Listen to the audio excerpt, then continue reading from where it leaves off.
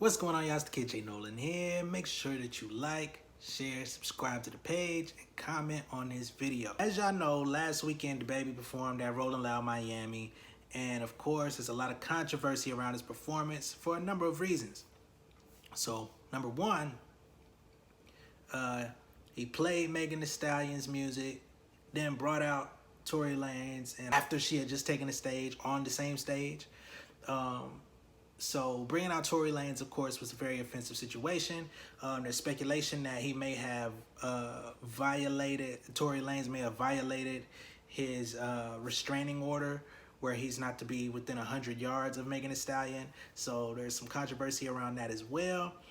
But he then, before ending the show, DaBaby made some offensive statements where he was telling people, if you ain't got HIV, AIDS, or some type of sexually transmitted disease that's gonna kill you within 2 to 3 weeks, put your phone lighter in the air.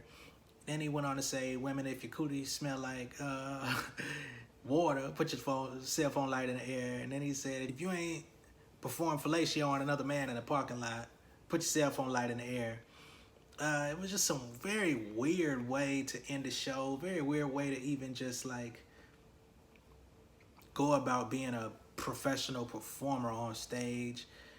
So I really don't know what his motivation was. There's speculation out there that feels like that was a targeted jab at Lil Nas X, being that he's one of the top performing artists right now in the game with his new song, Internet Baby, and he's an openly gay artist.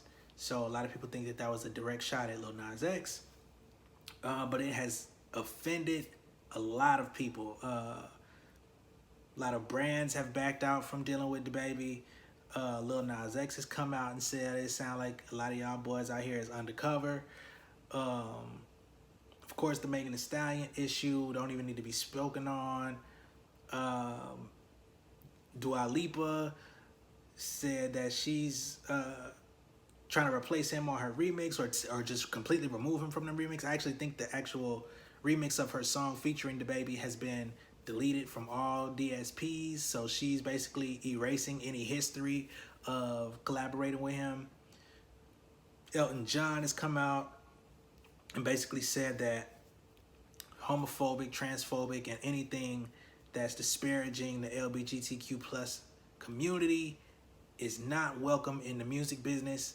And of course, Uncle Questlove has something to cue in as well, because he was asked, I guess, about a fantasy lineup for an event that he's putting together, and he originally had DaBaby on his dream lineup, basically, but then DaBaby's name was crossed out because of those comments.